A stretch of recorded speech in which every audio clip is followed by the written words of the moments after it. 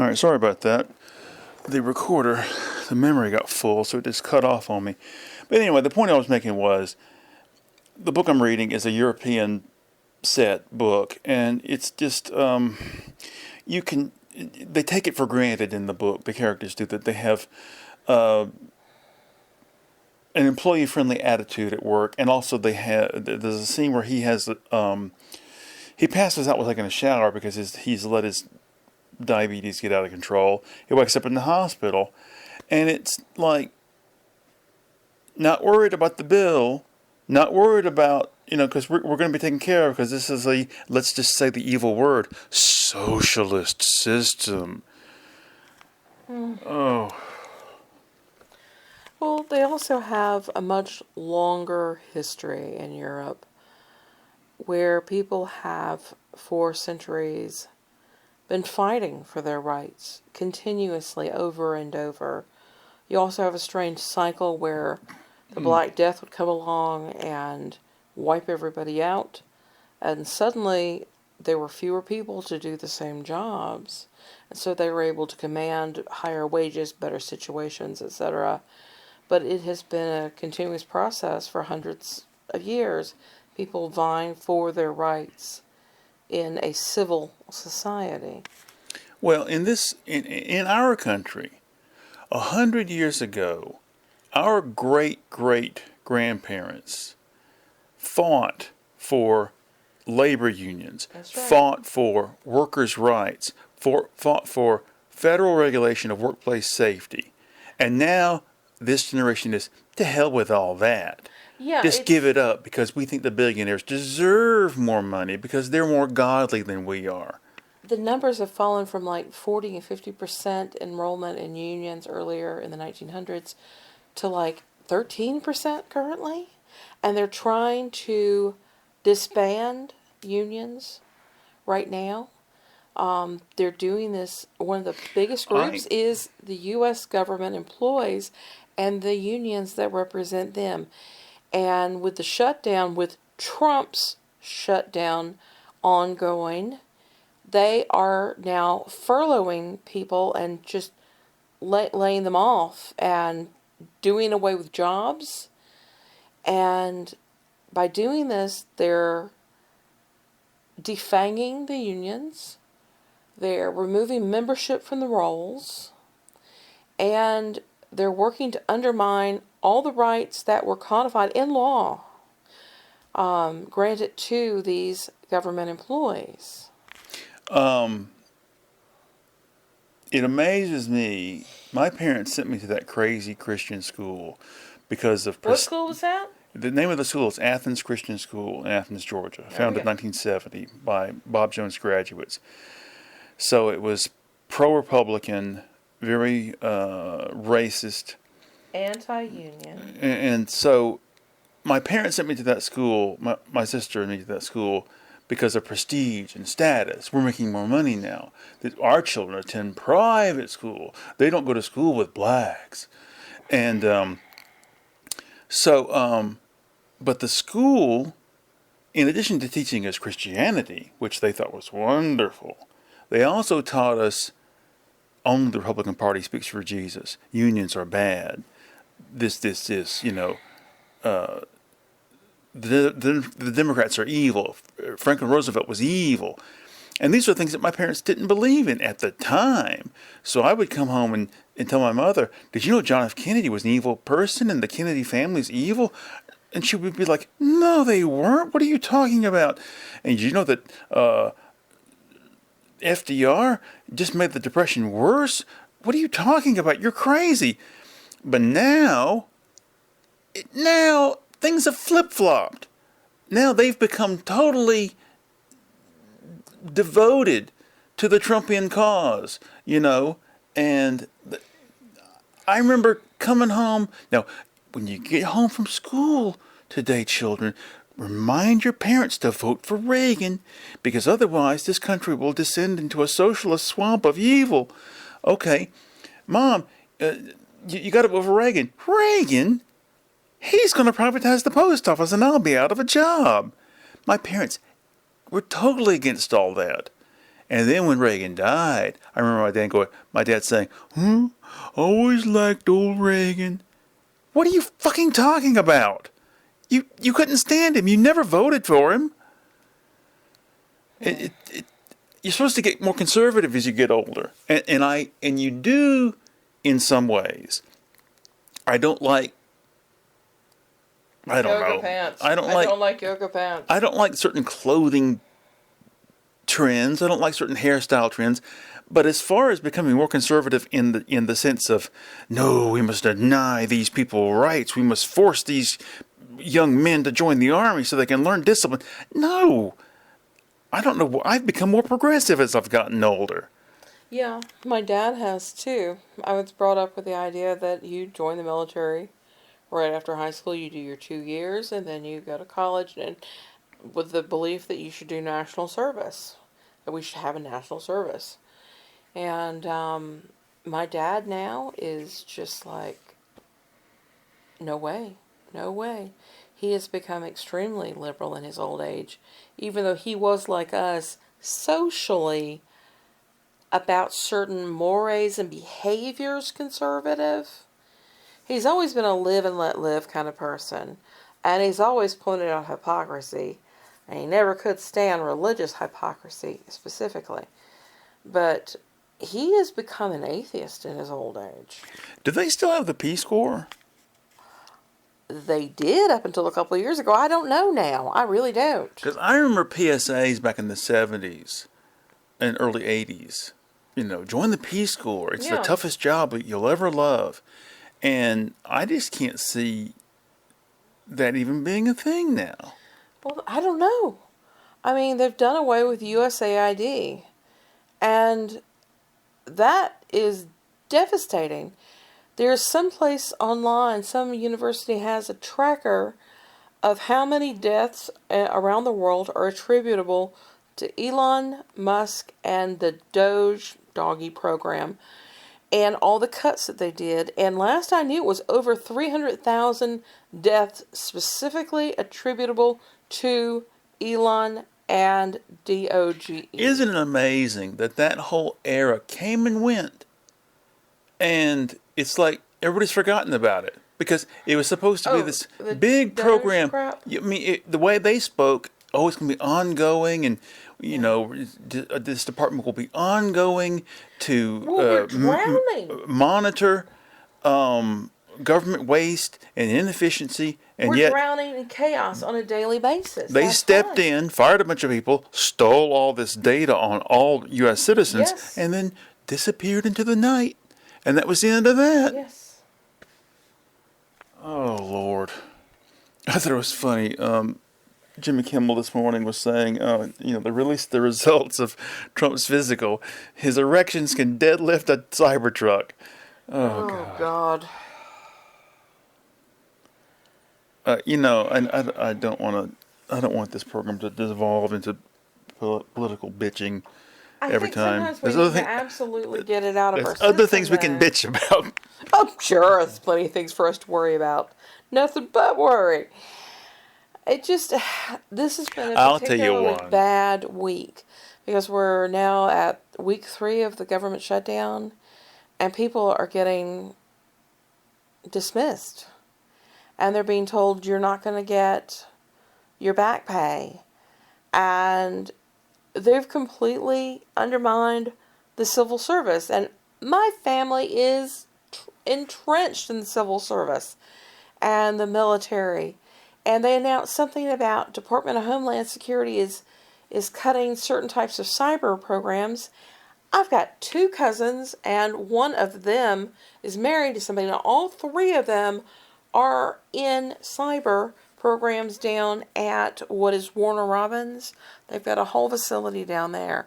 I'm wondering if Brian and Dana are going to end up losing their jobs because of this bullshit. I would imagine that they're Trump voters, aren't they? Yeah, they are. Yeah. Oh, God, I don't feel too well. I don't know what the hell's wrong.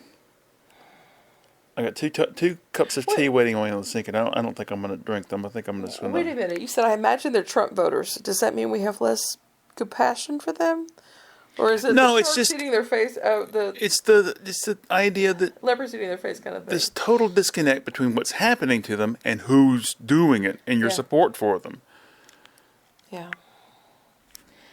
And it's just because the Republicans absolutely will not negotiate. There are zero compromises, and they won't sit at the table, and they just took everything and rammed it down everybody's throat and said, this is the way it's going to be. Well, And the that is- Democrats, and they're lying about it. There are no free health care programs for illegal immigrants. I mean, my God, we can't get health care for poor people across the country. Well, see, it's like I said before. This mindset has creeped in. When the Republicans got into bed with the fundamentalist Christians, this mindset that we have a monopoly on truth and righteousness, not only in morality issues, but also on policy positions. And therefore, the other side is not just wrong, they're evil. And you don't compromise with evil. You don't negotiate with evil. You just oppose it at every step. And so their attitude is, we don't negotiate with Democrats. They are the army of Satan. And then Mike Johnson, Speaker of the House, gets up this week and says, the Republicans are the party of health care and health care reform. And we're like, since when? I remember when Newt Gingrich was riding high, he said, well, our dream policy is to do away with the social safety net, but don't worry, private charity will step in to fill the gap. That's total horseshit. Elon Musk's private charity extends to a foundation that he set up that ends up funneling money into a space program. They only do what they benefit from. And Trump, his charity was shut down because he ended up buying collectible sports memorabilia, having a painting done of himself, and numerous other things with the charity's money. They don't do anything that doesn't benefit them. I can't name one charitable thing that Bezos has done. Oh, Jeff Bezos. He's a joke.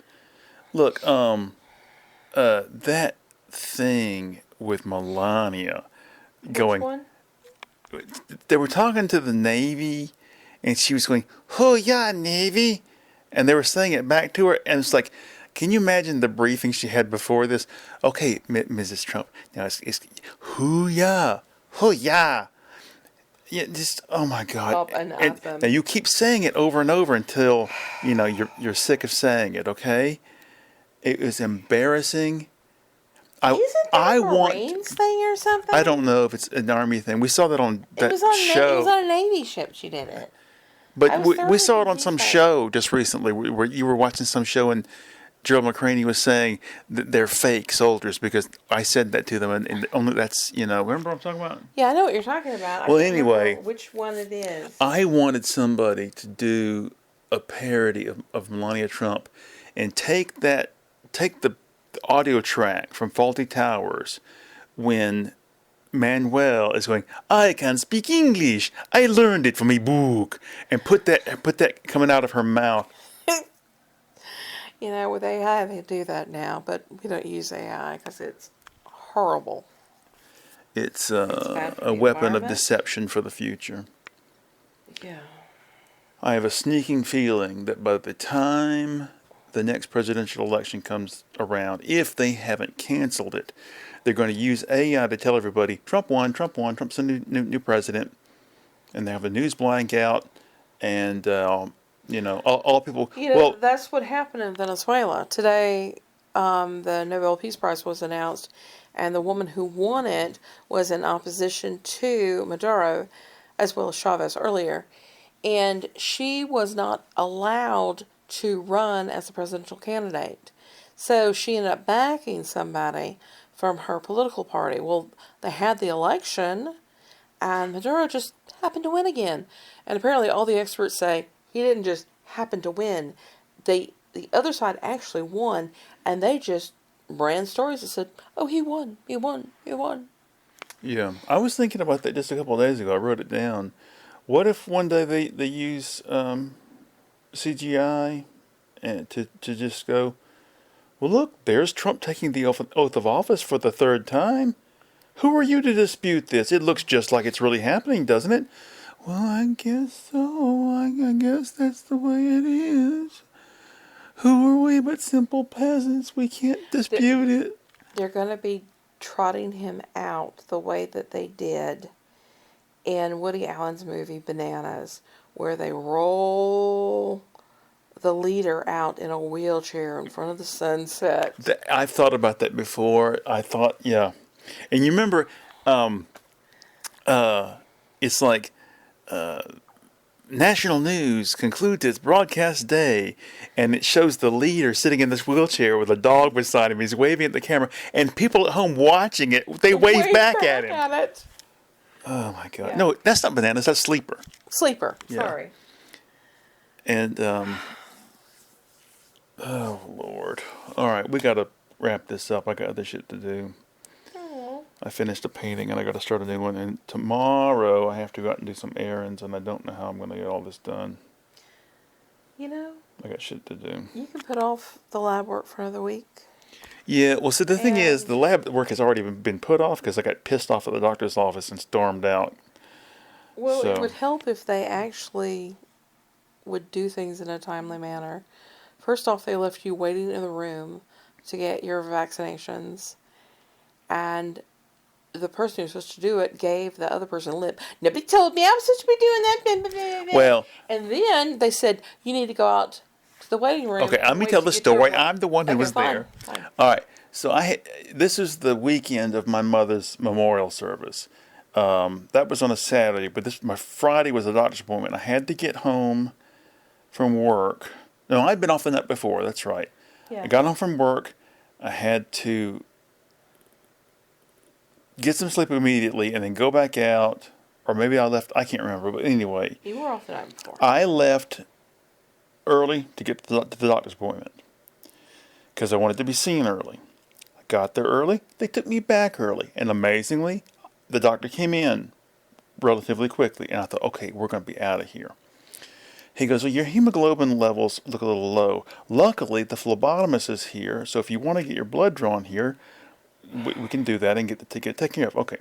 So I go to the checkout window, get my appointment for the next appointment set up, and the woman goes, looks like he wants you to get some blood drawn. I said, yes. Where do I go for that? She goes, that door right behind you, but she's with somebody right now, so just go in the waiting room and they'll call you. All right. Now, in the waiting room, there is two things you can do. When you walk in, you can tell them, I'm here for an appointment, or I'm here to get blood drawn. Now, if it's for an appointment, they go, okay, we've checked you in, just wait. But if you're there to get blood drawn, there's a little pad where you type your name in. Okay. And then You've never had to do that there before, though. No, because I've only gotten my lab work done at a different place. Yeah. So, anyway, so the woman says, okay, she's with somebody, just go in the waiting room and she'll call you when she's done with the other person. All right, so I go in the waiting room again, go back in the waiting room, and I'm waiting. And I'm waiting, and I'm waiting, and I'm waiting. And I'm getting more and more pissed off. So I stand up and look around like, what the hell's going on? And another woman behind the counter goes, are you here for an appointment? I said, no, I'm waiting to get some blood drawn. She goes, well, you got to type your name in on the pad. And I said, I'm leaving. Because I've inherited a little bit of my father's temper. But that's the And, thing. They should have told you because, number one, you'd never done that before. Number two, when you walk into the waiting room, the pad is literally behind you as you walk in, and then you walk over to a seating area and you sit down. So if they don't tell you They had moved. It was over. they had moved it, They'd moved it over next to the door where you go back into the back. yeah. So when you walked through into the waiting room, it was behind you then. Sort of, Okay. yeah. So it's their fault. They handled everything extremely unprofessionally. Well, the woman should have said, now go in the waiting room and put your name in, instead of going, go in the waiting room and she'll call you. Yeah, that should have because you've already checked in. So we've already checked in. Shouldn't that cover everything? But they're not clear about that. So anyway, But the same doctor's office managed to give me my jury excuse note. So, oh well, before all this shit happened, the doctor says, "Do you want to get your flu shot?" Yes. Do you want to get your COVID booster shot? Yes, I want to get both of them. Okay. She'll be in here. I'm saying bye to you now. She'll be in here to give you the shot. Okay. Everything's been going smoothly, quickly up until this point. Now I'm waiting and waiting and 20 waiting in the minutes. examination room, and I get up and stick my head out the door like, what the hell's going on? And this woman goes, I can't remember what she said. She said something to me, and I said, I'm waiting to get my shots. She goes, "Oh, you haven't gotten them yet?" No. At that moment, the bitch comes around the corner, and she goes, "The woman's name is Precious. Precious, he hasn't gotten his flu shot yet." Well, nobody told me he's supposed to get a shot. So that was the first screw up. And when I left there, I was so furious. I was at drove I home. was worried about you. I drove It took so home long. just in a frenzy. I was so mad. Same thing happened the other day at work when they give us all this horseshit about new clock-in procedure. I went red in the face. I walked in the door still red in the face. I was so Yeah. upset. Well, you know, you were the only one that got upset in the last couple of weeks. I got upset because my cardiologist gave me a runaround about getting excused from jury duty. Well, it's not in our purview to provide an excuse. That's really at the discretion of the court. The court said I need a physician's note. So I contact... Right. It's up to the court to decide whether they're going to accept it or not. But you're the one who writes the fucking note. Yeah. I contact the court. I say, here's the deal. I'm getting the runaround. I provide some information. And the weekend passes and she gets back in touch. She goes, just come in and I'll excuse you. It's fine. And then my doctor returns from out of town, the one you had gone to see. And he writes me a full excuse for jury duty. Just boom. Because, you know, all these doctors have all my records. They know what's going to be the fucking death of me, okay? All right. So, I don't understand why they had to put me through days and days and days. This went on for 5 days. All right. Now we're going to wrap the episode up in a minute because I got shit to do. But okay. The woman who's the clerk of court who had to give Bonnie the affidavit to sign. I'm not going to mention her name, but when I was going to public school, we were in the same grade, and she was like the prettiest girl in class, you know. So, and I had a big crush on her. This is the girl, we used to have nap time every day. Kindergarten. And this wasn't kindergarten, this was first grade or second grade, something like that. Oh my God, you guys were babied. Yeah, so we had nap time, right? And during nap time, everybody's laying on little pads on the floor. She had taken her shoes off, and I snuck over to where she was sleeping, and I wrote, I don't know what I wrote, but in green marker, I wrote all over her shoes as a sign of my love. This is the kind of boy who grows up to be a stalker, you know? So anyway, now Oh my I God. played Little League football one year, and she was one of the cheerleaders for the Little League team. So they're going to have like Miss Little League cheerleader queen or whatever, right? Pair the cheerleaders with football players. I think they did for the local paper to take pictures. But anyway, so the boys on the football team got to vote on which of the cheerleaders was going to be the princess or whatever. So we're going to vote, and my mother comes up to me and she goes, now see, my sister was on the cheerleading squad too. My mother comes up to me and she goes, now you vote for your sister. So I had to vote for my sister instead of the girl I wanted to vote for. Anyway, So you go to see, So- take me to the courthouse. so I take you to the Give me affidavit courthouse. this week. and I spoke to this woman for a second, right? And I was kind of disappointed that she had a little tummy. I was like, wow, people get old. Is this where I go, did you lean over and shower your head? Oh my God. It is only right and natural that a man show his wisdom of his age with losing hair. Oh, Lord. All right, we got to wrap this up. I got shit to do. I'm gonna get a snack and see what happens. I got to plan a new painting. Oh God Almighty, I feel terrible. All right, so is that about it? Anything else happening? I'm just waiting for the next shoe to drop or all the next things to happen over the next week. And us trying to deal with paperwork issues and stuff. And I found a little plant, long time ago, many months ago, and we put it in a little pot in the window over the sink in the kitchen. And we've been babying it and babying it and babying it, and it hasn't really grown, but it started to flower. it flowered. It's an azalea. Yeah. So I said, look, it is time to transplant this thing. So I transplanted it to The front yard. the front yard next to the foundations. And when I planted it, when I replanted it, it was kind of drooping over. I was like, oh, it's not going to make it. But now it seems to be standing up, and it's got 2 big blooms on it now. So I'm hoping it makes it, and that'll be a big, nice plant we have. Well, it is transplant season for shrubberies and trees and such, so it should be okay. Yeah. Should be. Did you see what I did with it? I haven't. No. Because you said I put the thing down too deep, so I jammed bricks all around it to make a ring. You were saying that to keep weeds from growing into it? Nothing I do is correct, That is it? Not what you were supposed to have done. Okay, well, they can be removed, I know that women think that once something is in place, you can't move it, but okay. Really? I thought that was a thing that men thought. No, men are the ones who move things at your request.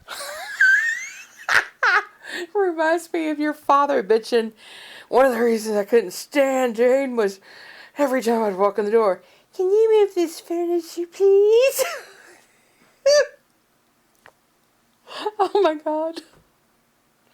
Have we devolved into Jane and Doyle? Don't say that. Oh my God. I'm older than my dad was when we got married. Yeah? So I'm older than he was when he became a grandfather.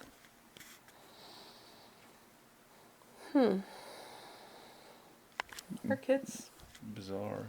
both have plans to marry the people they're with. They just haven't made any commitments, and neither of them are going to have children. Thank God. Yeah, because if they had children, we would feel obligated to help take care of them, our grandchildren, And I don't want. Duh, but I don't want to be it's more stuck than like that. No, it's not that. I don't want them being born into this horrible world, and what is going to be left to them. Yeah. Well, it's horrible to think what's going to be left to our own children, and how they're going to have to struggle. All right, so we're out of here today. I gotta. Go do the damn thing. Get it All over right. with. Say goodbye. Goodbye. Goodbye.